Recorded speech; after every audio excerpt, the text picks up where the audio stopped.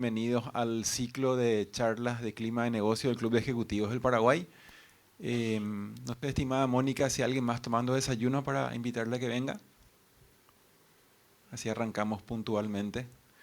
Dar la bienvenida a este prestigioso panel. Empezamos por las damas. Me permito, señor ministro. Estimada Estela, bienvenida. Gracias por su tiempo de siempre. Señor ministro, muchísimas gracias. Nobleza obliga a agradecer a ambos por su excelente equipo de protocolo y comunicación que nos facilitaron la vida para todos, así que muchísimas gracias a ellos. Destacar la presencia de empresarios de Portugal y de Europa que están buscando inversiones en la República del Paraguay, como así de Alto Paraná, en busca de alianzas estratégicas para el desarrollo en viviendas y población. Sin más de esto, quisiera comentarles que este ciclo de conferencias apunta al clima de negocio. En este caso, el tema habitacional y todo lo que genera el empleo, la mano de obra, el ciclo de construcción, importación, distribución, traslado, compra, venta, insumos, en donde todos ganamos algo y la plata gotea para todos. Entonces creo que esto es el mejor camino que el país puede tomar para generar esperanza y dignificar por medio del trabajo.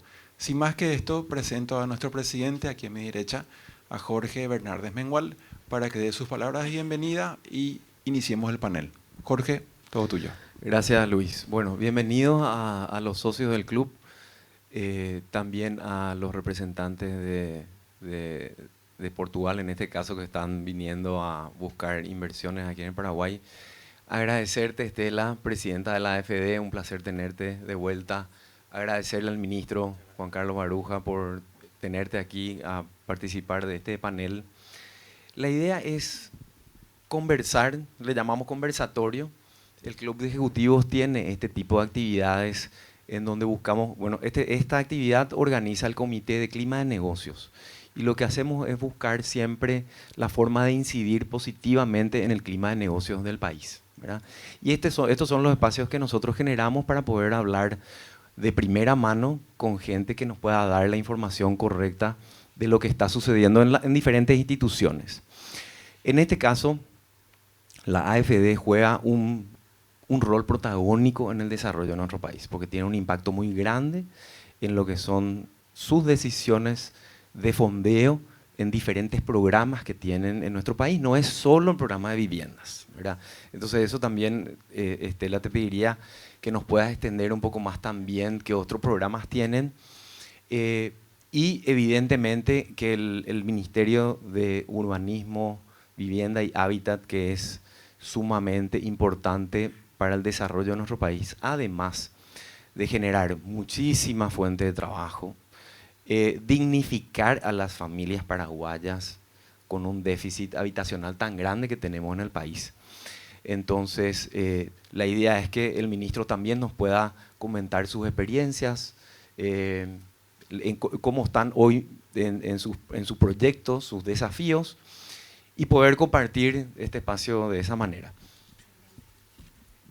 Bueno, voy a comenzar, Estela, contigo. Te voy a hacer unas preguntitas. ¿Qué números la AFD maneja actualmente en proyectos de desarrollo general y cómo tienen distribuidos los recursos en diferentes programas? Y ahí está un poco lo que hablamos del programa forestal, agrícola, viviendas y también energía. Sería bueno saber si es que tienen ahí un proyecto también.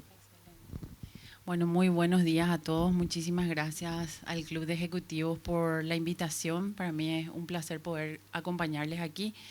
Así como decía el presidente, la AFD, para aquellos que no nos conocen y sobre todo para los invitados internacionales, la Agencia Financiera de Desarrollo es un banco de segundo piso que tiene como objetivo principal acompañar al sistema financiero dotando básicamente de dos elementos importantes a la hora de que la inversión suceda. Que son el plazo y una tasa relativamente más concesional para que ciertos sectores tomen impulso. Uno de los principales sectores que impulsa la AFD es el de la vivienda, por eso está también aquí con nosotros compartiendo el ministro del MUP, que es el ente rector, pero así como bien decía Jorge, no solamente somos vivienda. Dentro de nuestra cartera, si bien es cierto, el sector vivienda ocupa el 45%, El siguiente sector con mayor importancia es el agro y la ganadería, la industria y todo lo que es el sector de servicios, mayoritariamente pymes. Y un sector que hace 3 años no existía en nuestra cartera y que hoy ya está en el top 5 es el sector forestal. Entonces, realmente tenemos una amplia gama de productos financieros para atender sectores que para la economía son considerados estratégicos. Y cuando hablabas un poco de energía, realmente ahí también tenemos un desafío muy importante. Si bien es cierto, todavía ese sector no ocupa un lugar preponderante en nuestra cartera, estamos impulsando con fuerza productos financieros orientados a la eficiencia energética, y no solamente a la eficiencia, sino a todo lo que es generación de energía, eficiencia energética, economía circular. Entonces, un poco por ahí, en términos de números, nuestra cartera hoy aproximadamente alcanza 1.200 millones de dólares y nuestro presupuesto de financiamiento este año, después de 20 años, es el año con mayor colocación de créditos y vamos a superar los 350 millones de dólares en colocación. Así es. Cada año viene creciendo, Estela, ¿verdad? O sea, Sí, es increíble cómo sí, todos los vos sabés años que van sí. rompiendo récords. Así es, cada año vamos rompiendo récord, vamos innovando en cómo nos vamos financiando, en cuáles son nuestros socios, financiadores, o sea, realmente estamos evolucionando. Y también es muy importante decir, sobre todo para los inversores extranjeros, que el sistema financiero paraguayo se ha consolidado tanto que nosotros fuimos acompañando en ciertos sectores y como por ejemplo, cuando hace 20 años el sector del agro y la ganadería ocupaban casi el 80% de nuestra cartera, increíble, el sector viviendas era solamente el 5%. Hoy el sector financiero paraguayo ya tiene las condiciones para poder acompañar al sector agroganadero de una mejor manera y es ahí donde la AFD se posiciona en otros sectores que sí requieren, como les decía, condiciones un poco más favorables en términos de plazos, años de gracia y tasa. Gracias, Estela. Ministro Carlos, te quiero consultar, ya que la experiencia de estar al mando de este ministerio tenés desde que asumieron el gobierno y iniciaron este periodo con intenciones muy desafiantes, ¿verdad? Entonces sería bueno ver cómo hoy estás liderando, cuáles son los desafíos, cuáles fueron los problemas con los cuales te encontraste en el inicio de este periodo y cómo fue evolucionando el MUB en este año pasado y este año presente. Muchas gracias, muy buenos días para todos. En primer lugar, Jorge, muchas gracias por la invitación. Como dijo Estela, para nosotros una gran satisfacción y alegría compartir con ustedes este encuentro, de poder compartir la experiencia, ¿verdad? Y yendo un poco a tu pregunta, para nosotros el mayor desafío fue un poco romper la inercia de lo que venía realizando el Ministerio de Urbanismo, Vivienda y Hábitat, ¿verdad? Que en los últimos 20 años prácticamente se abocó única y exclusivamente a dar vivienda a los sectores sociales más desfavorables, ¿verdad? A la gente vulnerable, con bajo ingreso, a comunidades indígenas, pero el sector de la clase media trabajadora, que hoy en nuestro país viene creciendo, teniendo en cuenta que si uno mira para atrás, 22 años atrás, 25 años atrás, teníamos un índice de pobreza de casi la mitad de la población, que hoy se redujo al 20%, 20-21. Es decir, que hay una clase media creciente en nuestro país. Ese sector de la clase media creciente no tenía una respuesta de acuerdo a sus posibilidades en el sistema financiero, ¿verdad? Entonces hoy el programa Cherogaporá, que ha sido una propuesta electoral del presidente Peña, es una realidad. El programa está hoy consolidado y en expansión. Y yo creo que ese fue el mayor desafío. O sea, por eso decía, romper la inercia, porque lo más fácil hubiera sido seguir haciendo lo mismo, que ya tenía una estructura organizada, con sus luces y sus sombras que ya estaba funcionando, pero incorporar productos nuevos, o sea, un producto nuevo, como el caso de Sherwapona, y otro que estamos nosotros trabajando, para mí fue lo más desafiante, ¿verdad? Pero hoy estamos con mucha alegría, podemos comunicar que el programa, que es un trabajo interinstitucional en donde el Ministerio de Urbanismo, como es el órgano rector, y a la AFD, que es nuestro principal brazo ejecutor, sumado a otras instituciones públicas y sumado al sector privado, que ha tenido una gran participación y sigue teniendo una gran participación en el programa, hoy hace que este programa, vuelvo a repetir, en este momento está consolidado y se está expandiendo, ¿verdad? Y empieza a generar resultados concretos, positivos, tanto en dar vivienda a la clase trabajadora, que fue un poco el objetivo, que esas familias que están pagando un alquiler dejen de ser inquilinos y pasen a ser propietarios pagando un monto similar a lo que paga como alquiler. Hoy ya tenemos experiencias muy positivas, prácticamente casi 2 a 3 veces por semana estamos hoy entregando con la presidenta y su equipo, y estamos entregando vivienda a familias que están dejando sus casas alquileres y empiezan a vivir en su propia vivienda pagando, vuelvo a repetir, en la gran mayoría de los casos inclusive monto inferior a lo que venía abonando como alquiler, ¿verdad? Entonces para nosotros eso es una gran alegría y una gran oportunidad para el sector privado, teniendo en cuenta el déficit habitacional que hoy tenemos en el país, que es un número bastante importante. Entonces yo creo que hoy estamos en un muy buen momento, el presente es muy bueno y un futuro más alentador todavía. Ministro, con relación al déficit que estabas mencionando, ¿se tiene alguna medición de cuál es el déficit y también cómo está compuesto el déficit? Porque se habla de 1.100.000 viviendas, pero también se habla que un gran porcentaje es de refacciones de esas viviendas, y cuánto de eso pueden ser sociales y cuánto es para la clase media. ¿Se tiene alguna medición de eso? Bueno, hay números que hablan entre 900 y 1.100.000 el déficit habitacional. Yo me quedaría con 900.000, sería el número para mí más adecuado, de los cuales el 70% de ese déficit es cualitativo, ¿verdad? Y podemos hablar de un 30% de un déficit cuantitativo, es decir, nuevas viviendas, entre ellos para el segmento de la clase trabajadora y las viviendas sociales.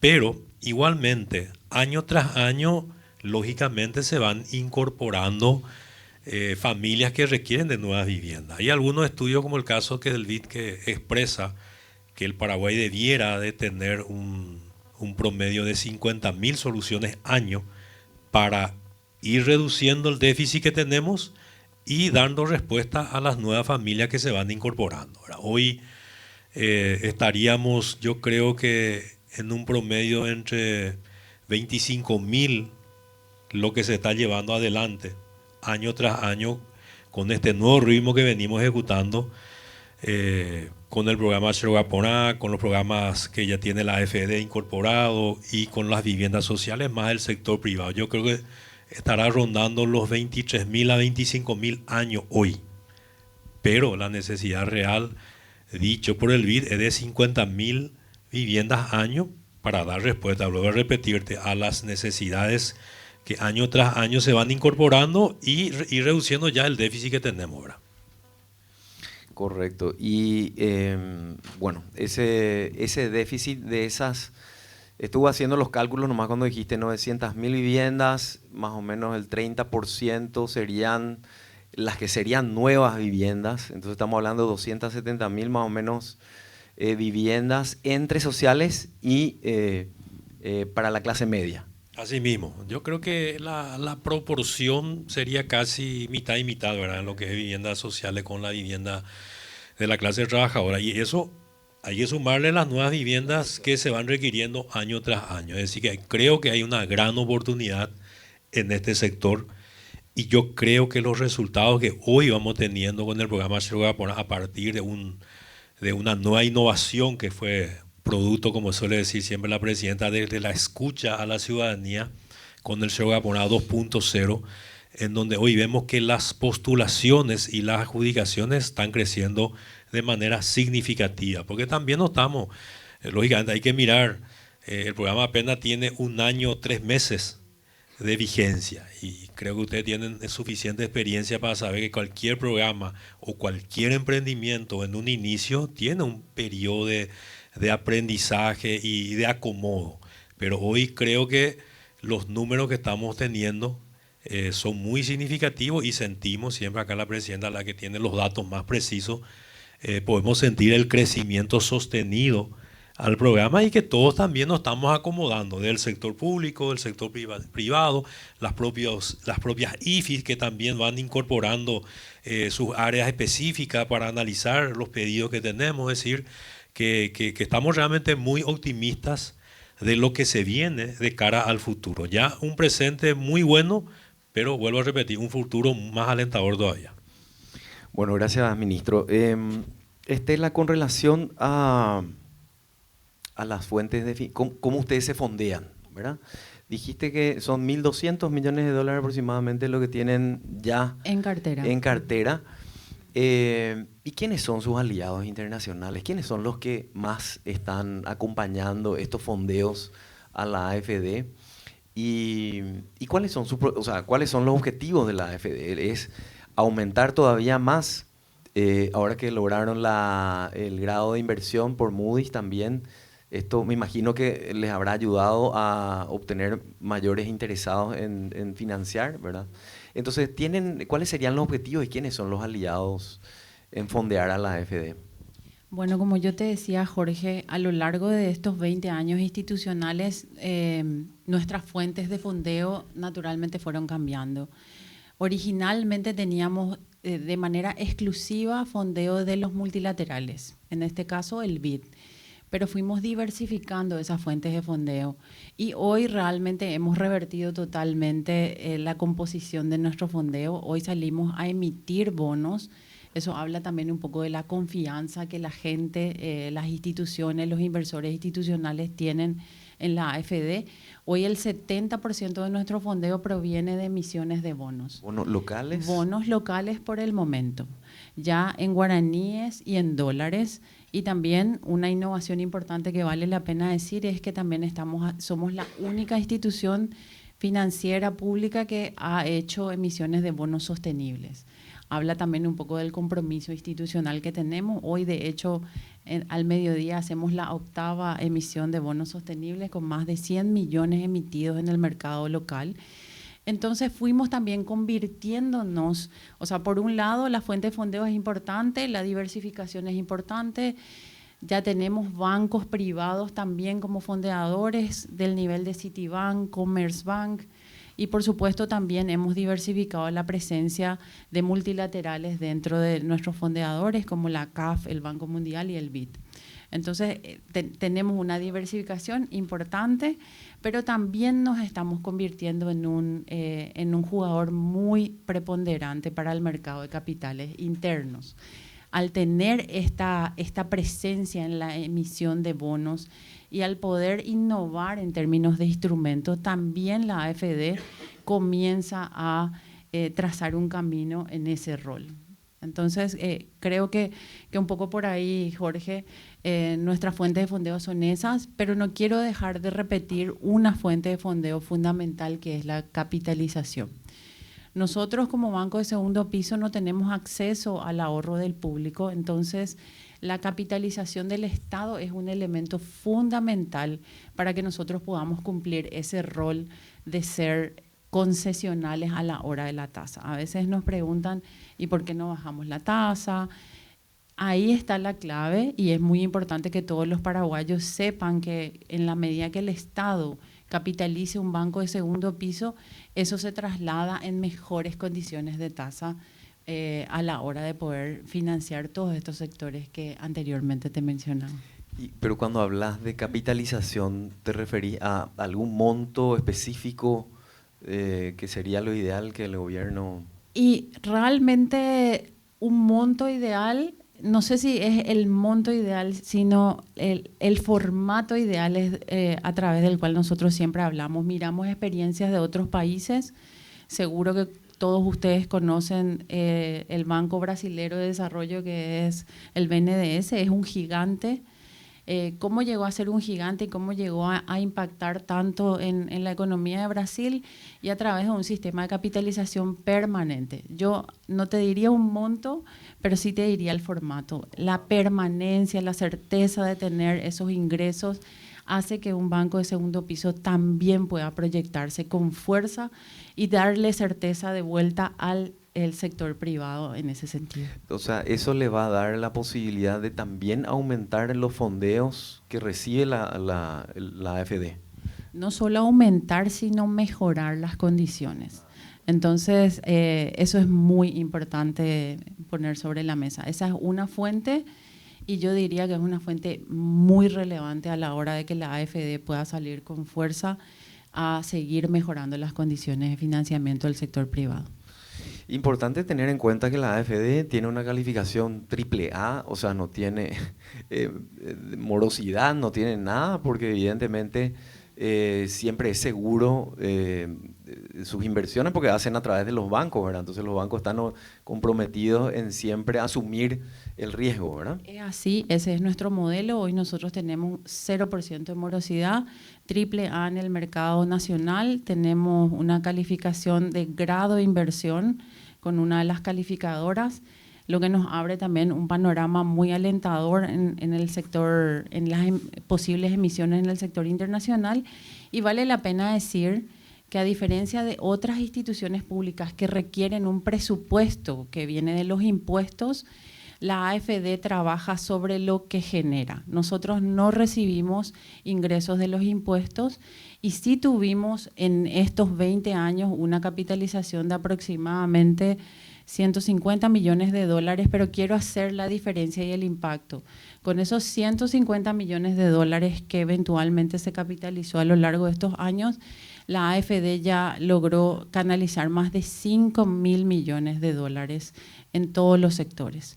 Y cuando uno ve el sector de la vivienda, que pasó de tener tasas del 40% hace 20 años con plazos de 3 años, a tener plazos de 30 años hoy, a una tasa del 6,5, uno logra ver el impacto de esa capitalización transformando realidades, no solamente en el sector vivienda, en el sector agropecuario, impulsando realmente la inversión y el crecimiento. Bueno, tengo otra pregunta interesante que hacerte, Estela. También destacar la presencia de Techi Velilla, que era la presidenta de la AFD también. Hola, Techi. Un abrazo gigante, el cariño de siempre, una inspiración para nosotros. Sí, una inspiración es Techi.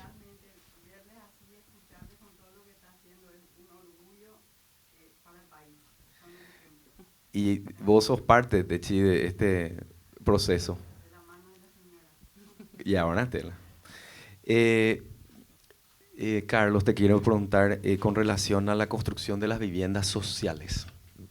Por un lado están las viviendas para la clase media, que sabemos bien que los desarrolladores construyen, asumen el riesgo, venden, comercializan, y los bancos quedan con las cuotas de esos clientes, ¿verdad? Con relación a las viviendas sociales, ¿eso ustedes manejan un presupuesto de inversión anual para hacer la construcción de viviendas sociales? ¿O cómo se manejan con eso? Sí, las viviendas sociales para los sectores más vulnerables e indígenas, primeramente explicar que tiene un nivel de subsidio del 95%. O sea, 5% paga. 5% el beneficiario paga, que en muchas ocasiones inclusive paga con su trabajo, ¿verdad? En la construcción. Entonces, es prácticamente es un regalo que se le entrega a cada familia que recibe, ¿verdad? Es un fondo que ya eso lo pierde, ¿verdad? No es que el Estado recupera, como el caso de Xerogaporán, donde el ciudadano vuelve a pagar y hay un capital que retorna y se vuelve a invertir, ¿verdad? Entonces, hoy aproximadamente el gobierno destina 100 millones de dólares, números más, números menos, año, a las construcciones de las viviendas sociales. Por eso yo expresaba al inicio que uno de los desafíos era incorporar otros modelos y sectores a los cuales beneficiar, como el caso de la clase media, de manera a hacer sostenible también los programas sociales, porque esto también puede tener una discontinuidad o una disminución a lo largo del tiempo por circunstancias económicas, por coyunturas. Por eso nosotros vimos la necesidad de, vuelvo a repetir, de incorporar otros sectores que haga sostenible en el tiempo cualquier programa que se pueda llevar adelante, ¿verdad? Nosotros, por ejemplo, en estos 2 años hemos ya entregado 5.000 viviendas a comunidades indígenas, por ejemplo, que son sectores muy carenciados y que no tienen posibilidad realmente de poder tener una vivienda digna por sus propias condiciones, ¿verdad? Pero lógicamente también hay una cantidad limitada en un momento dado de familias a las cuales vamos a dar ya una cobertura del 100%, ¿verdad? Entonces, estos son los fondos que hoy dispone el Estado, ¿verdad? Año tras año para las viviendas sociales. Y el programa Ciudad que tiene otro fondeo, que acá justamente eso lo administra la Agencia Financiera de Desarrollo, que la presidenta puede decir un poco el fondo que tenemos en ese programa en particular. Pero lo que nosotros directamente administramos es los programas sociales principalmente con estos recursos, ¿verdad? ¿Tienen algún objetivo de seguir aumentando o está previsto esos 100 millones al año para las viviendas sociales? Bueno, lo ideal es seguir aumentando, lógicamente, para poder ir dando la cobertura a las familias que hoy están en situaciones de vulnerabilidad, ¿verdad? Lógicamente, ahí ya chocamos con lo que el Ministerio de Economía nos pueda proporcionar, ¿verdad? Se está peleando con Claudia Centurión también. Hoy la institución está preparada. Nosotros en estos 2 años hemos prácticamente duplicado la capacidad de ejecución, por dar unos números. Del 15 de agosto del 2023 al 15 de agosto del 2025 hemos iniciado más de 39.000 viviendas gestionadas, de los cuales ya hemos entregado 25.000, culminadas y entregadas, de todos los programas sociales y habitacionales que tiene el gobierno. Y cuando hablamos del gobierno no hablamos solamente del Ministerio de Urbanismo, Vivienda y Hábitat, también hablamos de las viviendas que lo financia a través de la Agencia Financiera de Desarrollo, también las viviendas financiadas a través del Banco Nacional de Fomento y algunas otras instituciones que también llevan cierto tipo de programas de viviendas por algún tema muy puntual, como el caso de las viviendas de Bañados Sur, Tacumbú, que hoy está la ejecución en el Ministerio de Obras Públicas y Comunicaciones, ¿verdad? Y si comparamos, el gobierno anterior gestionó 35.000 en 5 años. Nosotros en 2 años no solamente igualamos, sino superamos esos números, ¿verdad? Entonces hoy eso te da la pauta de la importancia de la vivienda en la política social pública que tiene el gobierno del presidente Peña, ¿verdad? La institución hemos podido duplicar prácticamente la ejecución, o sea, sin incorporar mayormente recursos humanos y mayores incorporaciones, es decir que estamos preparados para sostener ese nivel de ejecución e inclusive aumentar más. Ya dependería de los recursos que tengamos como disponibles, ¿verdad? Pero por eso vuelvo a decir, ¿verdad? Hemos mirado del inicio la posibilidad de diversificar y apuntar al segmento de la clase media, que es la que hoy emerge cada día con mayor fuerza y que va a hacer que sea sostenible, que es lo que también estamos buscando, que estos proyectos sean sostenibles en el tiempo y no estén supeditados a la disponibilidad de recursos, ¿verdad? Bueno, y justamente sobre ese punto, cuando hablas de las viviendas para la clase media, nos encontramos con la situación también de que no todos pueden acceder por más que quieran, ¿verdad? Entonces hay una situación de que miles de pedidos vemos que hay de gente que quiere su vivienda, pero después nos encontramos con que solamente un muy bajo porcentaje puede acceder. Entonces ahí también, bueno, esa pregunta es para los dos, no sé, Estela, si querés también opinar sobre esto, evidentemente. También los bancos, ¿verdad? ¿Será que los bancos tienen el apetito suficiente para quedarse con ese spread tan bajo? Observa con mucho apetito, porque ahí también hay que entender que cuando un banco se decide dar un crédito de viviendas, no solamente mira el spread, sino mira la fidelización del cliente. Tener a un cliente durante 30 años y poder ofrecerle otros servicios durante 30 años es lo que, digamos, que finalmente cierra el ciclo. Pero adicionalmente a eso, un elemento que nosotros no desconocemos es eso que vos mencionás. El riesgo de este segmento de clientes, el riesgo financiero puede ser percibido como muy alto. Y entonces por primera vez también la Agencia Financiera de Desarrollo lanza un fondo de garantías para el programa Yeroga Pona. El fondo de garantías básicamente, en términos muy sencillos, lo que hace es bajar el riesgo del cliente para el sistema financiero. Porque si el cliente eventualmente incumple, la AFD a través de ese fondo responde por el cliente. ¿En un porcentaje o...? En un porcentaje. No es que el cliente queda exento de la obligación, el cliente tiene que seguir pagando, pero el sistema financiero tiene la certeza de que no tiene que generar una serie de procesos para obtener un margen ya de retorno, sino que la AFD le devuelve un porcentaje de ese crédito. Entonces, detrás de toda esta lógica, lo que hacemos es bajar un poco el riesgo y mejorar el apetito del sistema financiero. Por supuesto, estamos observando, sabemos que ese es un spread muy exigente, es el spread más pequeño que ofrecimos al sistema financiero hasta ahora, pero como bien te mencionaba el ministro, tenemos más de 2.200 carpetas ya aprobadas. Y una diferencia también de este programa es que eso que vos decías, ¿verdad? Hay mucha gente que quiere pero que no llega. Antes sabíamos que era mucha la cantidad. Hoy a través de la plataforma observamos no solamente quienes intentaron llegar, quienes no pudieron, cuáles fueron las razones de por qué no pudieron llegar. Entonces eso también a nosotros nos permite como política pública poder rearmar o rediseñar rápidamente para poder ofrecer mejores condiciones. Entonces, sí, definitivamente es un programa exigente, pero estamos viendo cómo cada vez es mayor la adhesión de los bancos y cooperativas. Las cooperativas también. Y ahí un poco, bueno, estamos hablando de 30 años, ¿verdad? La tasa. Y ahí me pregunto, los bancos... ¿Crees que con este fondo de garantía ellos van a sentirse un poco más cómodos en otorgar los créditos?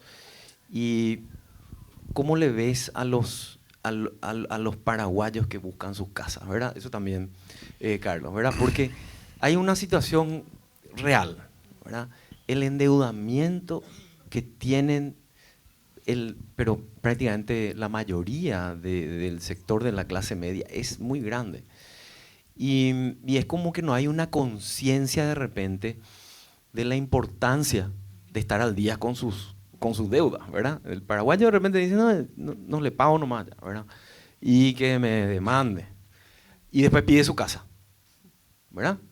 Y a lo mejor puede pagar, ¿verdad? Pero ya no quiso, ¿verdad?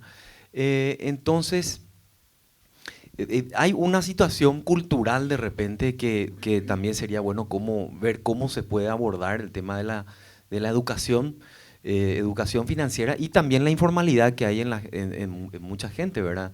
Que no tiene forma de mostrar sus recursos, sus ingresos y cobran en efectivo y no tienen factura, pero eso es lo que ocurre en todos lados, ¿verdad? Entonces, ¿qué hacemos con esa gente que quiere su vivienda y está en estas condiciones que no puede ser aprobado su crédito por los bancos, ¿verdad?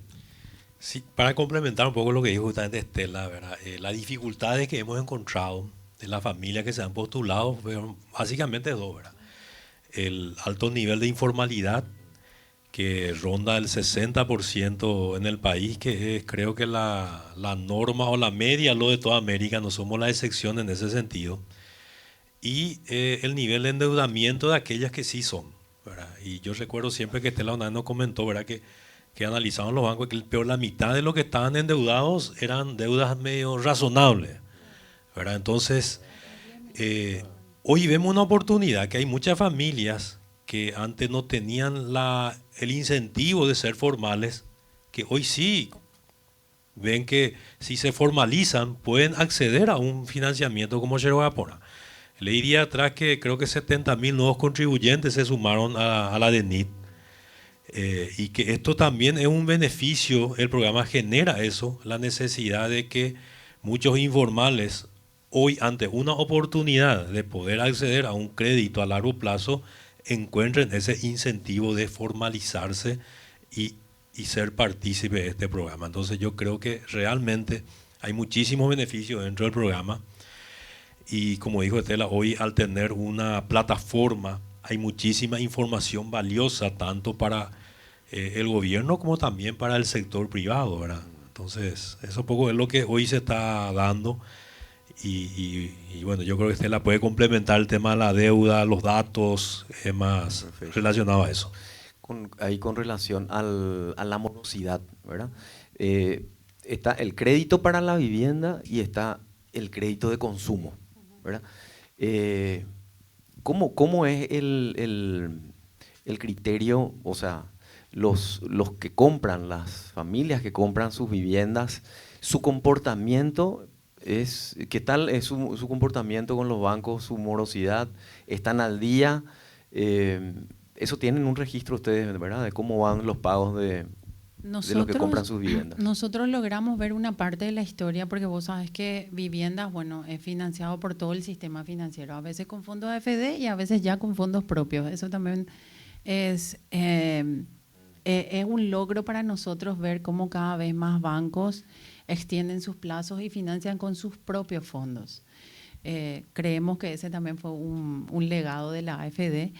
Pero una parte de lo que vemos es que realmente el crédito de la vivienda es el crédito que más se cuida, es el crédito con el que más se cumple. O sea, comienzan a pagar eso y después pagan todo el resto. Pero volviendo un poco al punto de lo que mencionaba el ministro, realmente nosotros notamos que hay un tema cultural y de formación tal vez un poco más estructural, en términos de lo que hace falta en educación financiera.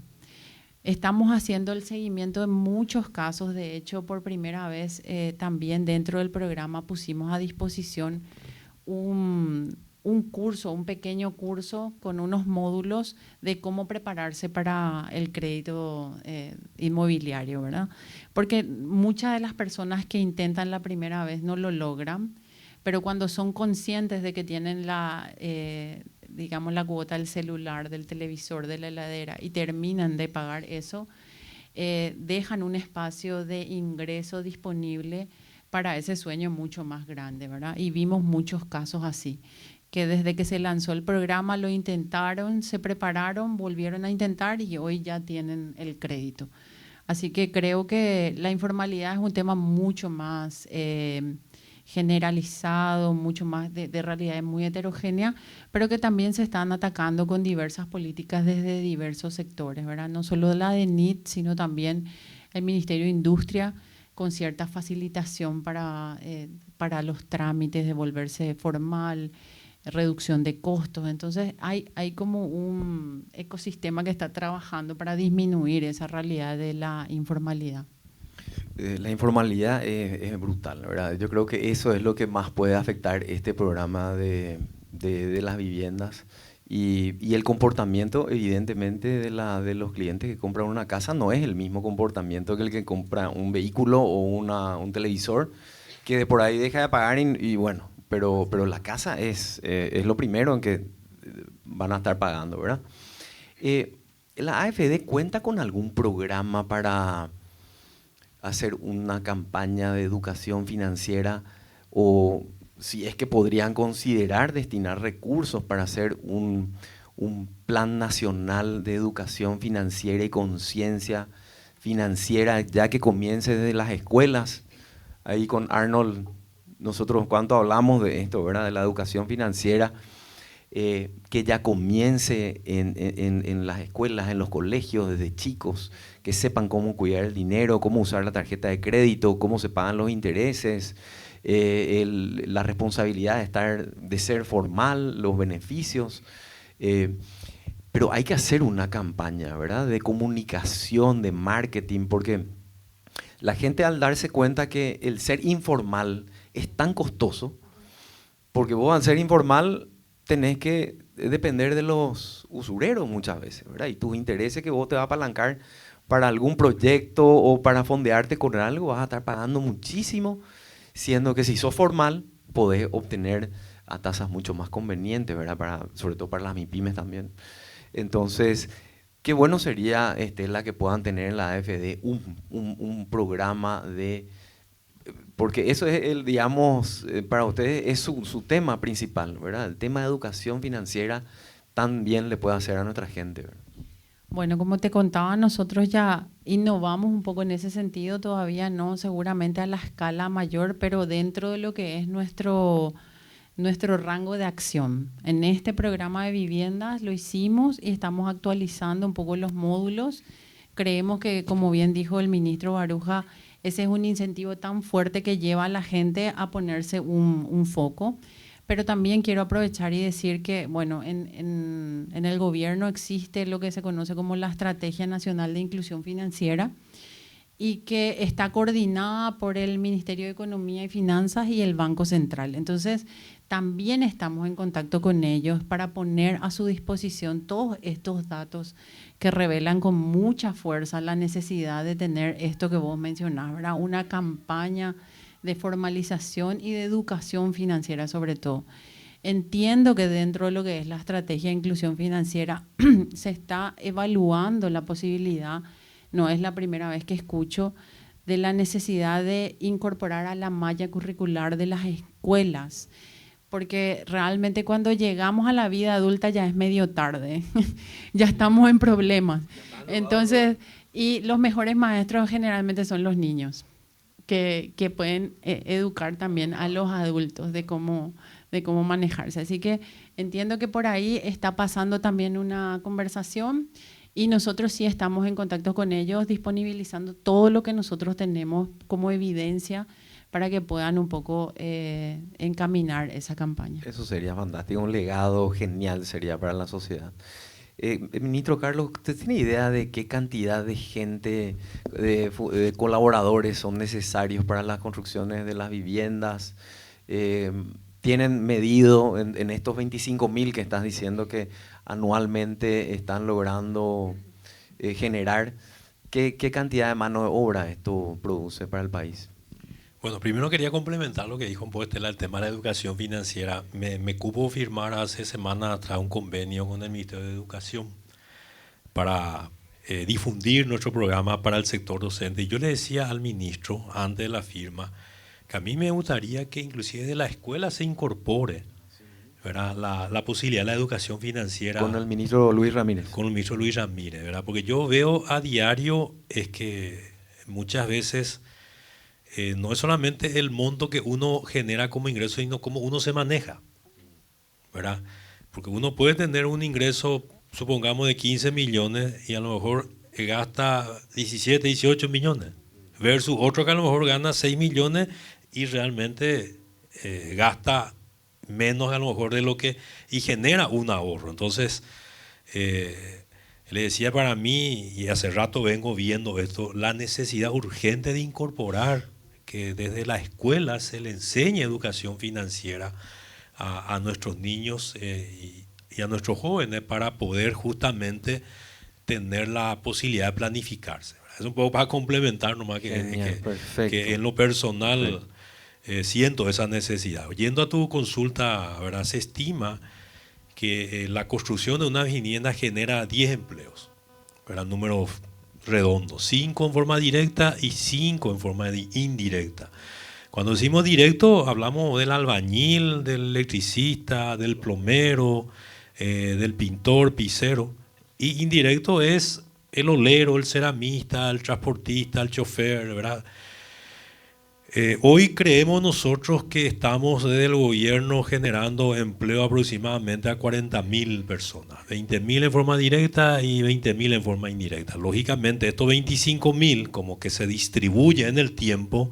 Si vos multiplicaras por 10, vos te iba a decir 250.000, pero no es así, porque esto se va ejecutando por lotes y por etapas, ¿verdad? Y a lo mejor tenemos un promedio de 2.000 viviendas mes, en promedio. Entonces, para llegar a eso, entonces estamos hablando de aproximadamente 20.000 a 25.000. Entre sumar lo que es el sector privado, yo diría que está por los 40.000 en punto de vista de vivienda, ¿verdad? 20.000. O sea, esa es la incidencia que hoy genera el sector. El sector de la construcción es un generador de empleo muy importante, muy fuerte, muy potente, y más todavía teniendo en cuenta también que como política pública el presidente Peña acertadamente, en mi opinión, ha adoptado que se apueste a los materiales tradicionales, ¿verdad? Sin desmeritar lo que sean tecnologías que existen, pero desde el punto de vista del empleo disminuye la cantidad de requerimiento de la mano de obra cuando hacemos uso de esas tecnologías. ¿Tenés un objetivo con cual quieras culminar el MOVE en cuanto a viviendas? Sabemos que 50.000 al año es el interés.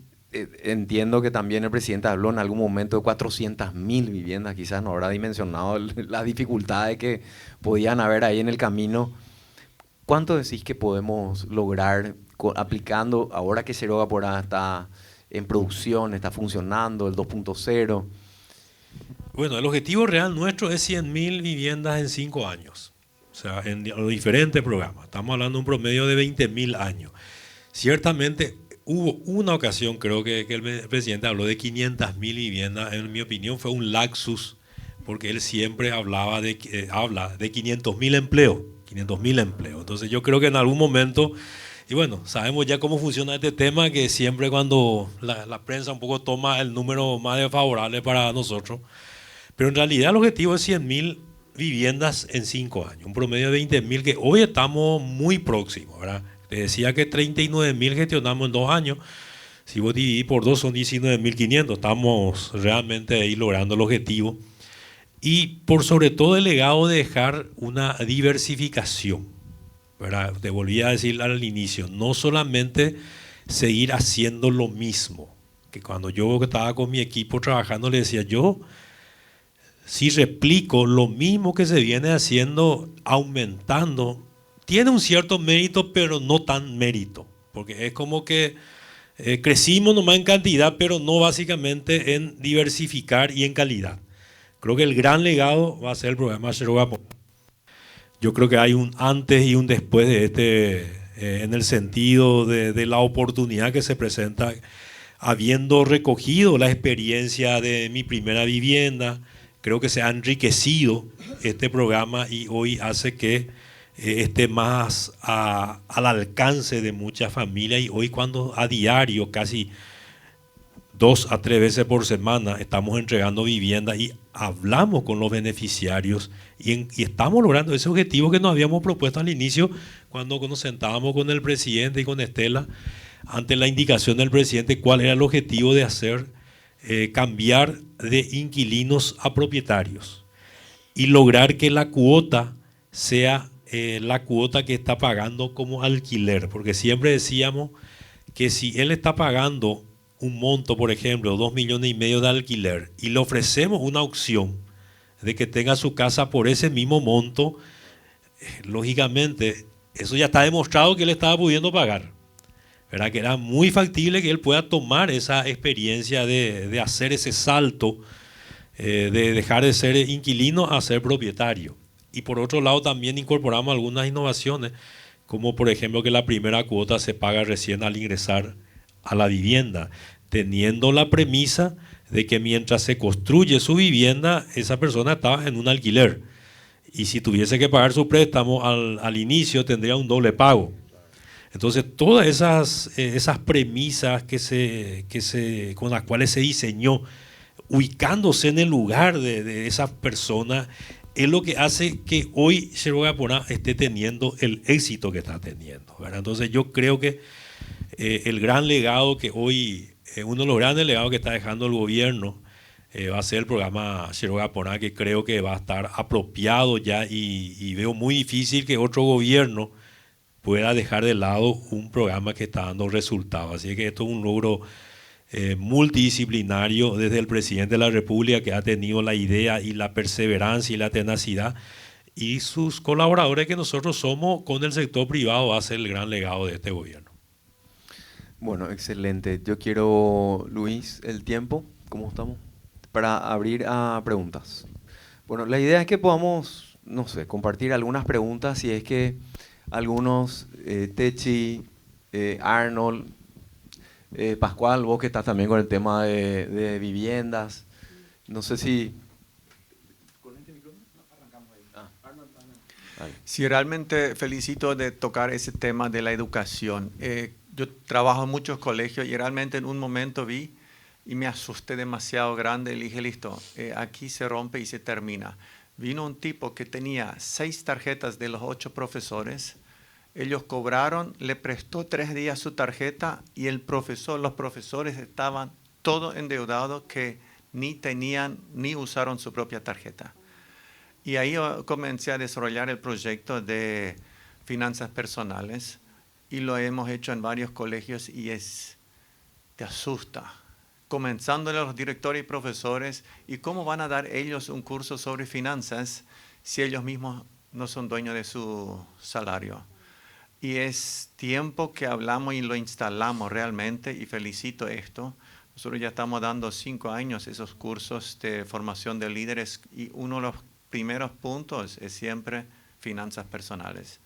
Que tenemos en el interior hasta gente, productores que tienen a alto riesgo su cosecha, que están con un salario mínimo endeudado en 4 o 5 lugares que te asusta. Pero gracias, y yo veo mucha esperanza si vamos a enfocarnos y tener una educación más práctica, más sencilla y enfocado a la necesidad que tiene la gente.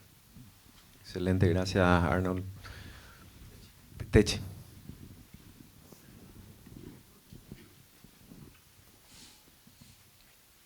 Omar después.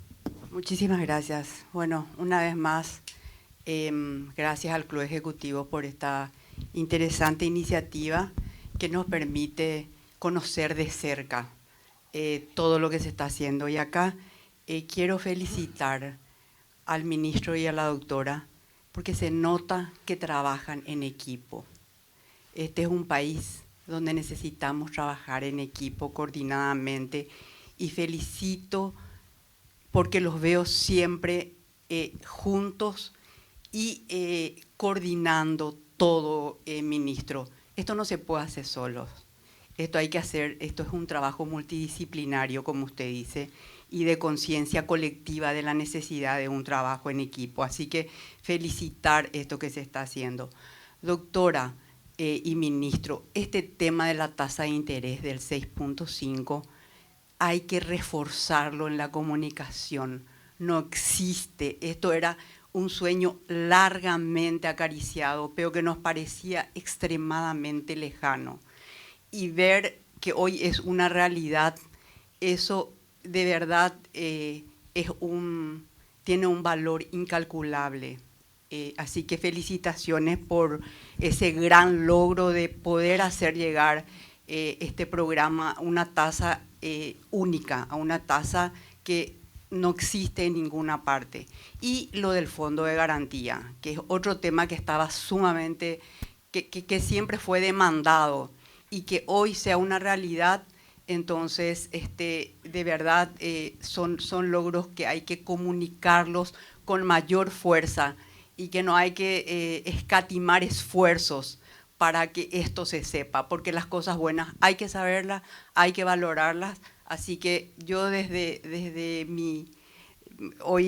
la experiencia que tengo, valorar el trabajo que se hace en conjunto, y les animo a que sigan haciendo esto, porque el legado va a ser mucho mayor, ministro y presidenta, si siguen trabajando coordinadamente, con esfuerzo, y que esto se va a ver reflejado en gente que más necesita y que es Yo creo que lo que todos los paraguayos tenemos que querer es estar cerca de la gente que más necesita. Gracias por este gran trabajo. No era ninguna pregunta, pero sí una valoración de ese trabajo en equipo. Muchas gracias. Espectacular, Techi. Omar, ahí, Pascual, allá en el fondo. Buen día, una pregunta para el ministro. Hace un tiempo escuché de un colaborador suyo, el arquitecto Bo, tengo entendido que le hicieron una entrevista. Y bueno, yo recibo muchos extranjeros ayudándole en el soft landing que se le dice para cuando vienen a invertir acá. Y siempre te piden, como en cualquier país, cuando uno se va a ir al casco antiguo y todo eso. Y bueno, como todos se darán cuenta, yo estuve este fin de semana justamente haciendo ese papel que hay veces que trato de evitar, pero que no se puede, ¿verdad? Porque te piden y trato de llevarles a la noche donde es un poco más disimulado. Claro, todos los gatos se ven pardos de noche, entonces es como que trato de llevarles de noche como para disimular el desastre que es nuestro casco antiguo, ¿verdad? Entonces, realmente me di cuenta en este fin de semana que pasó que había sido que es peor de noche que de día. Entonces, por lo menos los fines de semana, ¿verdad? Y había escuchado palabras de este arquitecto que trabaja contigo, de que había un plan para inversión en el casco antiguo, donde el MUP se iba a encargar, no sé si con qué plan de financiación, no sé en qué consistía, de ayudar a las personas que de repente tenían casas antiguas como para hacer inversiones o a convertir en planes habitacionales, casa. Eso es lo que quería saber, si está en funcionamiento y en qué consiste. ¿Obra pública está con...? Estamos en un trabajo conjunto. Ese proyecto está liderado por la oficina de la primera dama, por la señora Leticia, que creo que la mayoría conocen que ella es arquitecta, y del inicio de la gestión tomó como pasión la recuperación del centro histórico de Asunción, ¿verdad? Hay un financiamiento a través del, creo que era el BID o el Banco Mundial, que son más de 100 millones de dólares que están en el Ministerio de Obras Públicas del proyecto de resiliencia urbana, en donde está previsto mejoras importantes en el centro de Asunción. De hecho, y otras medidas adicionales, que una de ellas tenemos ya la satisfacción de comunicar que salió la semana pasada, la reducción del impuesto. Eso fue una gestión que se llevó adelante desde el despacho de la primera dama, ¿verdad? Eso se aprobó la semana pasada en la Junta Municipal de Asunción, una reducción de más del 50% que va a tener el centro. Eso ya es una realidad que estaría, Dios mediante, impactando el próximo año 2026, ¿verdad? Dentro de esa batería de medidas también está un proyecto piloto que lo planteamos del Ministerio, que es dar un subsidio a las familias que opten alquilar en el centro de Asunción. Y también la posibilidad de que entonces los propietarios vayan preparando sus viviendas o sus edificios, departamentos, de manera a lograr ese propósito. O sea, de hecho hay un trabajo que está intentando lograr eso. Vuelvo a repetir, liderado por la oficina de la primera dama, en donde estamos de vuelta interinstitucionalmente unidos, porque creo que una de las acciones más importantes del primer día del presidente Peña es instarnos a trabajar en equipo. Cerro Vapona es producto de un trabajo en equipo. El proyecto de recuperación del centro histórico, hay un equipo en donde están varios ministerios involucrados, en donde finalmente apuntamos a buscar esa recuperación y que nuestro centro vuelva a brillar como era antes, ¿verdad? Estamos en esa tarea, no es fácil, a veces damos pasos no tan acelerados, pero hoy te puedo decir con satisfacción, podemos festejar, ¿verdad?, que la semana pasada logramos esa reducción con mucho trabajo y con mucha resistencia interna, inclusive por funcionarios administrativos del municipio. Y te comento, un diputado importante, no voy a decir su nombre, me dice que apretó mucho al intendente y me dice, vamos a perder más de 20.000 millones con esa decisión, me dice. Y yo le decía, no, reducir impuestos genera a veces mayores ingresos, Pero imagínense que el concepto de tu propio funcionario que cree que reducir la tasa implicaría una reducción en los ingresos. Y recuerdo una conversación con el propio intendente, le decía, bueno, yo fui intendente de mi comunidad, yo soy de Paraguarí, y de cada 10 en mi época, 3 nomás pagan impuestos, 7 no pagan. Entonces le decía yo al intendente, ¿cuánto acá en tu ciudad? Y me dice 5, aumenta. Entonces si bajamos el impuesto, en vez de ser 5, yo estoy seguro que 8 te van a pagar. Y con eso lo que vamos a lograr es un mayor ingreso. Pero esa cultura misma a veces hay que romper, imagínense, es la estructura municipal, de tu propio funcionario, que se resistían a dar un informe favorable al Ejecutivo para que ese informe favorable al Ejecutivo envíe a la Junta Municipal. Entonces, eso un poco es nuestra realidad del día a día, que muchas veces hay que ir rompiendo estructuras y pensamientos, ¿verdad? Eso es bueno también para el sector privado. El tema de la reducción de los impuestos va a ayudar a que la gente pague más y también va a incentivar la inversión. O sea, porque el centro, las propiedades del centro eran los impuestos más altos que hay en la ciudad. Y ahora a la mitad es interesante invertir, comprar, construir, hacer... Jorge, yo creo que eso va a alentar la inversión. Hasta ahora, 2025, el impuesto más caro de Asunción es del centro de Asunción. O sea, en esta zona, que hoy es casi el centro comercial, paga menos impuestos que las propiedades que están en el centro. Esto es genial lo que decidieron hacer. Y bueno, muchas veces, yo realmente me siento muy congratulado con la señora Velilla por lo que nos expresó, y las buenas noticias a veces no son noticias, yo suelo decir. A veces ni en exequia, dije hace poco en una entrevista, ni en exequia. Acabamos, por ejemplo, de entregar días atrás, por arte nomás una idea, 803 viviendas sociales de una vez en San Pedro. El lunes pasado entregamos 514 viviendas a comunidades rurales. Ni en exequia se publicó. Ni en exequia. Ni cerca de exequia. Pero bueno, esa es la realidad con la cual tenemos que convivir y lidiar diariamente. Vamos a lograr esa reducción del impuesto después de años, hace como 20, 30 años se está luchando para ese propósito. Pero tuvimos que apretar. Ustedes no se imaginan todo el apriete que tuvimos que hacer para lograr eso, ¿verdad? Pero salió. Hoy, Dios mediante, el próximo año 2026 van a pagar más de 50% hemos logrado. Tenemos el área determinada, eso está publicado, pero es un área muy importante. Es un área muy importante, ¿qué te puedo decir? La verdad que es una cantidad grande de superficie que ha logrado. Eso vamos a darle mayor dimensión, publicidad. Y bueno, eso estamos haciendo. Y ojalá que el sector privado se enchufe más. Esto creo que es una noticia importante para el sector privado. Y bueno, las oficinas del gobierno, que queremos también que el próximo año empiece a funcionar plenamente, creo que va a ser un atractivo para que hoy mucha gente vaya a vivir cerca de su lugar de trabajo. Cuando sabemos que el tema del transporte es una situación crítica y que no hay viso de solución ni a corto y tal vez ni mediano plazo. Yo le comento una experiencia personal. Yo soy de Paraguarí. 20 años atrás llegaba en 1 hora 20. Hoy mínimamente me lleva a 2 horas 45 a 3 horas el mismo recorrido, ¿verdad? Entonces la situación del transporte a corto plazo al menos no vemos una solución. Entonces yo creo que cada vez tenemos que ir tratando de estar más cerca de nuestros lugares de trabajo, ¿verdad?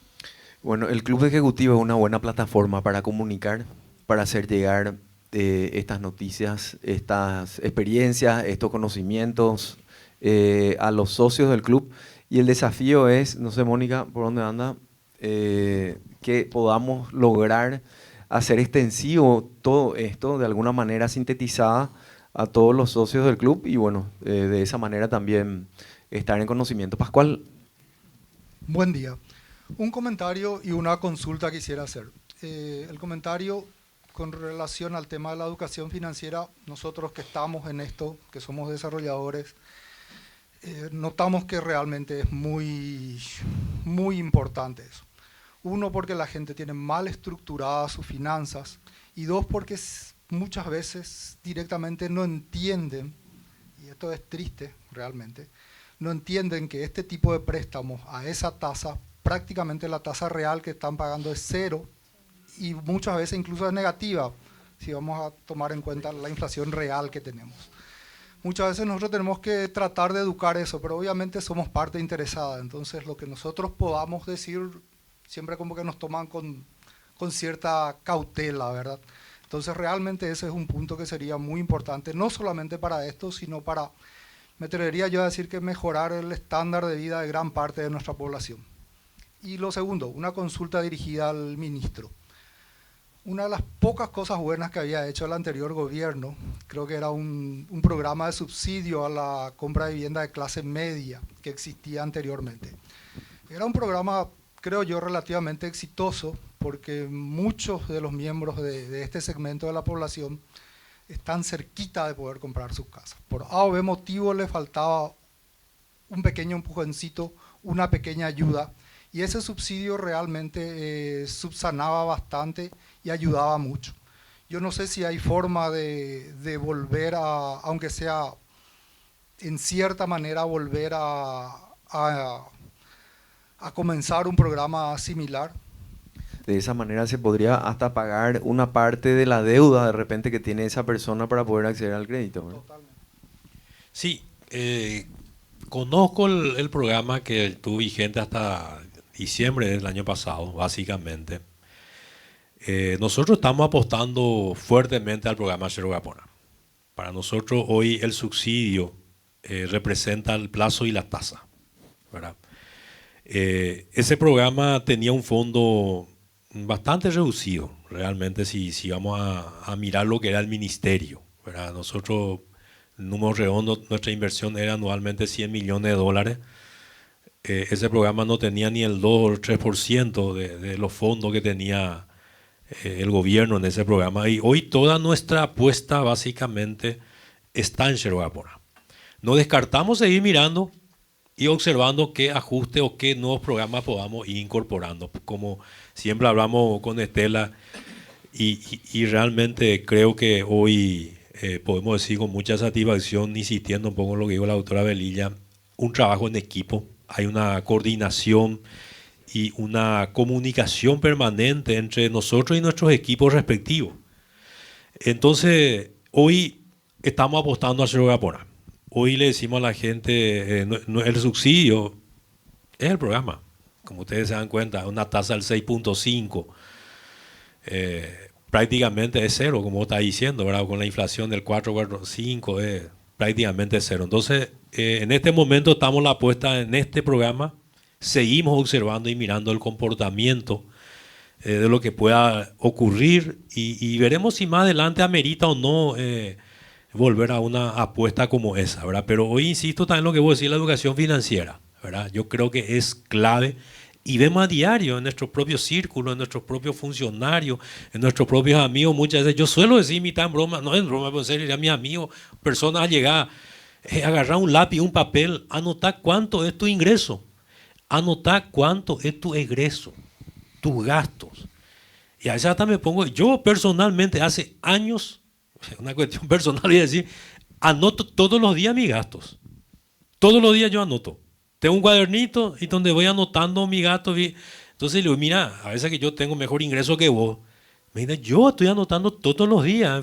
Pagué mi factura de luz 200.000, cargué combustible 300.000 y voy mirando y hacer eso. Pues la gente no sabe muchas veces ni cuánto gasta mes a mes. No sé si quiere como autoengañarse, no anotar cuánto te fuiste en el súper. Entonces es clave para mí. Por eso yo decía, para mí es imperioso que desde la escuela ya esté educación financiera. Para mí es algo, no es lo hoy. Ayer ya tenía que haber una materia que vaya enseñando, porque es brutal. Y les cuento una experiencia. Hablando con amigos, inclusive funcionarios de las vidas nacionales que tienen salario altísimo. Cualquiera de nosotros va a pensar son los que mejor viven. No, son los que más deben. Y ahí el que menos gana en Itaipú, por ejemplo, gana 30 millones el que lleva el café. Y va a averiguar su situación financiera y el tipo a la usted cuida de 300 o 400 millones. Y el que gana 80 millones debe más de 1.000 millones. Entonces, Esto siempre me hace recordar en un curso que llegué a tener, nos daban un libro a cada alumno y uno de los libros que a mí me dio era cómo ganar 1.000.000 de euros. Y cuando vos empezabas a leer, lo que era importante no era importante cuánto ganas, pero cuánto más te manejas, cuánto ahorras. Y el concepto, ahí aprendí que el ahorro es al inicio, no al término. Claro, ¿verdad? Cuando vos cobrabas 1.000.000, sacás ya 100.000 y tu presupuesto real es 900. Pero el paraguayo, no, el concepto del ahorro es al término, no al inicio. Entonces, para mí es clave el tema de la educación financiera. Tienen que reforzar con Luis Ramírez esto. O sea, que ya entre este programa. Y todos tenemos que hacer fuerza. Yo por eso le decía antes de la firma del convenio, ministro, para mí es clave meterle ya desde la escuela educación financiera. Alguien decía, los temas de los docentes. Cuento a mi ciudadano de experiencia. Docentes que compran joyas y pagan por semana, ¿verdad? Y dicen, no me es barato porque hay 10.000 cada semana nomás. Y si vos multiplicás al final, pagabas 30 veces más que si hubiera comprado al contado. ¿Y cómo vas a enseñar educación financiera? ¿Y cómo este docente va a estar anímicamente en condiciones de enseñar cuando él permanente está mirando por la ventana si no vino su cobrador, ella está nervioso porque es clave? Y también el propio funcionario, ¿cómo va a rendir si su mente ya está? Te cuento una experiencia. Era yo intendente de mi ciudad en Paraguarí y había una señora que le daba el desayuno a mis funcionarios. Y una vez uno de mis funcionarios se tuvo que tirar por la ventana porque vino la señora que le daba la empanada y que se estaba escondiendo. Entonces, esas son situaciones reales, cotidianas que ocurren en el día a día y que tenemos que abordar y tenemos que no tener miedo de confrontar. ¿Verdad? Entonces, bueno, cuento nomás estas anécdotas que uno va pasando. Los docentes son los más endeudados de todos los funcionarios públicos, el que más cantidad de funcionarios tiene. Pero ahí también se le descuenta, creo que del salario luego ya se le descuenta para pagar las cuotas de su electrodoméstico. Eso dan es delicado. Preguntas, Julio Holgado. Bueno, buen día para el ministro Baruja. Ministro, atendiendo que el programa estrella del BUD es el Ceroga Puná 2.0, que actualmente tiene crédito hasta 500 millones de guaraníes, ¿verdad?, para familias que tienen ingresos hasta 5 salarios mínimos en conjunto. La pregunta es la siguiente: atendiendo que hay muy buena cantidad de personas que superan ese ingreso mínimo que piden, y que son del núcleo urbano de Asunción específicamente, ¿qué posibilidades hay de aumentar los 500 millones a 700 millones, de tal manera a acceder? Yo creo que le comenté una vez, hay 3.000 unidades de viviendas en Asunción hoy a la oferta. Eso significaría que una persona que vive o trabaja en un barrio X de Asunción esté cerca de su lugar de trabajo viviendo. Ahí estaríamos resumiendo sintetizando un montón de cosas a nivel transporte, a nivel traslado, a nivel tiempo, etcétera, etcétera. Entonces, la persona, si vamos a ese monto, van a haber mucha gente interesada porque hay muchas unidades en ese rango. Eso haría entonces que esas 3.000 personas puedan acceder ya mismo a la carta a su departamento o a su unidad habitacional, ya sea Barrio Jara, Las Mercedes, Villamorra o mismo en esta zona, lo irían eligiendo. O sea, se llegó a plantear eso implica más o menos unos 250 millones de dólares para llevar adelante. Eso significaría un gran impacto, 3.000 unidades inmediatamente. Sí, Julio, como dijiste, ya conversamos en su momento. Eso está en análisis acá justamente con la presidenta FED, está con su equipo trabajando, aumentar. De hecho que Ceroga Puná aumentó de rango. Cuando arrancamos era hasta 400 millones y era de 1 a 4 salarios mínimos. Hoy estamos en 525 para ser más exacto, porque está en función al salario mínimo y hasta 5 salarios mínimos, ¿verdad? Nosotros no descartamos que pueda aumentar el monto y también el ingreso de la cantidad de salario, ¿verdad? Eso está en un proceso un poco de análisis, de escucha permanente, porque una de las cualidades del programa y del equipo es estar siempre retroalimentándonos permanentemente de lo que viene ocurriendo. Y nosotros, te puedo decir, como anticipadamente con la presidenta, ya estamos pensando en un 3.0. Ya estamos hablando de un 3.0 con algunas innovaciones más, ¿verdad? Que lo venimos ya pensando, lo venimos dialogando. Y no podemos descartar que algo se mejore para el 3.0 ya a lo que era una inquietud que ustedes están teniendo, que es legítima y es muy válida. E inclusive ya están ocurriendo ejemplos de esa naturaleza, Julio, de personas que estaban alquilando un departamento que hoy optan comprar por ese mismo departamento que están alquilando, ¿verdad? La semana pasada yo te comento que hemos entregado justamente con una desarrolladora importante, estaba justamente Estela, que estaban comprando ya departamentos que estaban alquilando y se está trabajando en esos términos. Por eso yo digo que el programa hoy tiene un buen presente, pero un mejor futuro. Yo auguro que esto realmente va a ser una de las políticas públicas más importantes de aquí a los próximos 20, 30 años para el Paraguay. Y el sueño paraguayo de la vivienda propia se va a estar cumpliendo, porque hay una generación joven que ya venía diciendo que iba a ser la generación de los sin casa. Acá mi secretario me suele decir, nosotros somos la juventud, pero hoy se está empezando a cumplir. El domingo, justamente me cupo ir a entregar una vivienda en Luque a una joven de 28 años. 28 años que hoy ya tiene su propia casa. Con un monto de un poco más de 2 millones de guaraníes, ella va a tener su propia vivienda. Y así estamos, el miércoles pasado entregamos a una bioquímica, una profesional que está adquiriendo un departamento, ¿verdad? Y personas jóvenes, de hecho el promedio es 34 años. El promedio de edad de los que están adquiriendo su vivienda con Cerro Gapona. Entonces, se está trabajando, yo creo que hay posibilidad. La voluntad está de ir ampliando los montos y los ingresos de las familias que puedan tener acceso a Cerro Gapona. Ministro, pero también hay que pensar la capitalización de la AFD. Yo creo que ese tiene que ser el gran empuje para que se logre eso que se está pidiendo, y usted con la doctora y con todo el trabajo avalan para que ustedes consigan la capitalización de la AFD. Así mismo, yo siempre le digo a Estela, usame en lo que pueda. Yo, de mi parte, estoy tratando de empujar y hacer concienciar. Y bueno, yo creo que hoy, porque a mí me pasa algo que a mucha gente le pasa. Yo no hace mucho también no sabía bien, sabía que es la federal del Estado, no puedo negar eso, pero hasta hace 2 años, hoy conozco a profundidad y la importancia, ¿verdad? Pero yo le puedo decir, hasta hace 2 años sabía que era federal del Estado, pero no sabía más o menos qué herramienta, qué hacía, qué no hacía. Entonces, este es un problema, un tema que tenemos que insistir comunicacionalmente de instalar, y la importancia. Yo hoy soy más operador de la AFD que en mi propio ministerio, ¿verdad?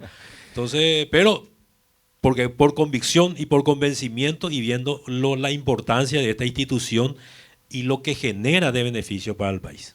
Sería bueno para culminar, porque creo que ya estamos en el tiempo. Hay 2 preguntas más, pero yendo al punto, qué bueno sería, Estela, si podemos tener algún material de la AFD en donde explican los diferentes programas con sus montos, porque muchos empresarios del sector privado pueden estar interesados en esos programas y a lo mejor no tienen la forma de, o no saben, ¿verdad? Entonces sería buenísimo que podamos tener esos materiales en el club para poder hacer llegar a los socios. Con muchísimo gusto. Yo creo que ya tenemos listo aquí, le envío a Samira, le va a compartir donde tenemos esquematizado todas las características de cada uno de los productos financieros. Excelente. Tenemos 2 preguntas últimas y ya. Buen día, me presento, Esteban Márquez, de la desarrolladora Inarco. Básicamente, una opinión y una consulta al ministro y a la presidenta. Hablamos mucho de la consolidación de la clase media emergente y desde el sector entendemos que el programa Cerro Gapona es una herramienta fundamental para la consolidación de la vivienda. Pero el punto de la consolidación y de la formalización de la clase media emergente, tal vez la pregunta va más orientada hacia el ministro de Economía, pero ustedes como parte del primer anillo un poco. En otros países se ha hecho campañas de incentivo en la región, en Latinoamérica, para matar un poquito la informalidad. Entonces, los gobiernos lanzaron campañas que hacia el final de año, donde uno cumplía ciertos requisitos, tenía como algún beneficio. Eso ayudó mucho a la formalización del sector. Entonces la pregunta va un poco, se habló algo de la formalización y de lo que ayuda a Xerogaporá y el beneficio, la tasa y demás. Pero un poco entender si hay algo más pensado que realmente pueda lograr ese desafío de matar la informalidad para que el programa de Xerogaporá se consolide, porque eso va a hacer que el factor riesgo del sector privado bancario baje, aumente la capacidad de crédito. Eso nos beneficia al sector, y coincido con Blacky. Hay 3.000 unidades disponibles si logramos subir la brecha de los 500 millones. Entonces va por ahí un poco la consulta, la apreciación de hacia dónde podemos ir trabajando en conjunto y que desde el sector también nosotros vamos a empezar a participar de una forma más activa en conjunto con ustedes. Ha mejorado mucho y eso yo valoro realmente, pero realmente creo que, como dijo el ministro bien, hay que empujar entre todos. Yo me gustaría una mayor agresividad en ese sentido, lo que vos estás diciendo, desde no sé, del propio Ejecutivo, ¿verdad? Una mayor agresividad en el sentido de una mayor intensidad de la búsqueda de la formalización. Creo que todos tenemos que hacer fuerza, por eso estamos acá presentes también y les ponemos esta conciencia. Ustedes también desde el lugar que están, de ir proponiendo un poco más, ¿verdad? Entonces, así como hoy siempre le digo a Estela, a tu disposición para lo que yo pueda empujar, creo que es necesario, ¿verdad? Entonces, esa mirada de buscar mayor formalización es algo necesario. Se está haciendo, creo que podemos hacer un poco más nosotros también desde el Estado, de hacer más fuerte y que eso avance más. Y bueno, vamos a seguir empujando entre todos para lograr ese propósito, ¿verdad? Una última pregunta, Luis.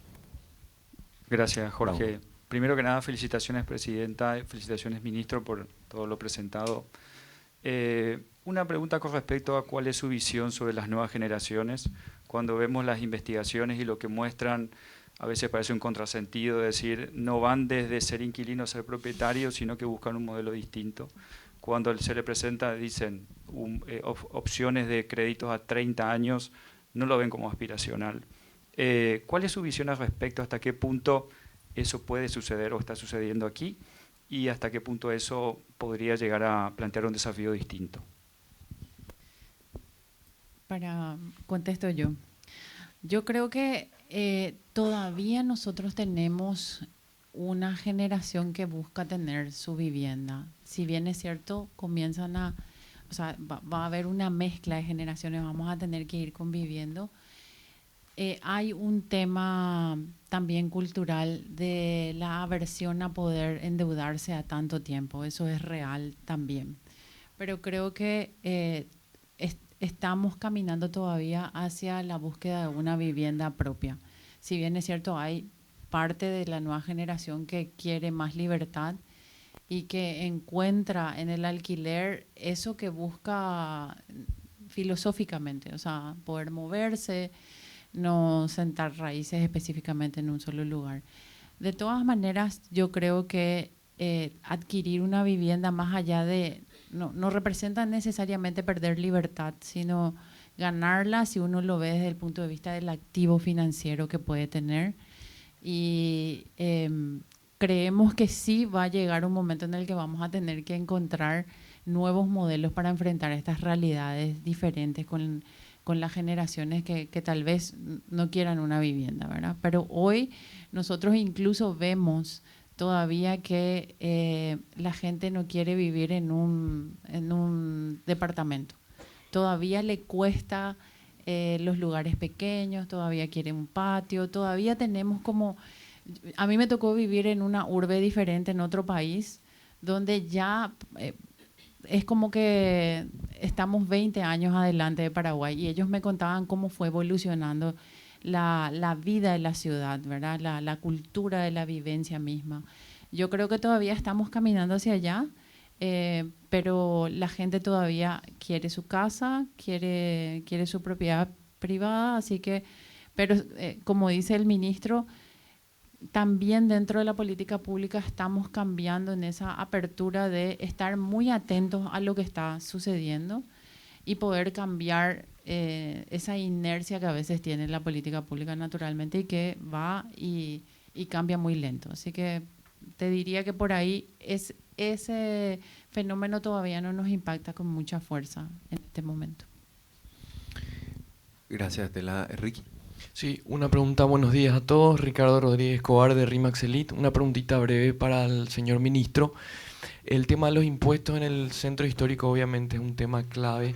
Otro punto clave que vemos muchos actores es el tema de la seguridad o sensación de seguridad en el microcentro, sobre todo a la noche. Se habló mucho del trabajo interinstitucional y de equipo.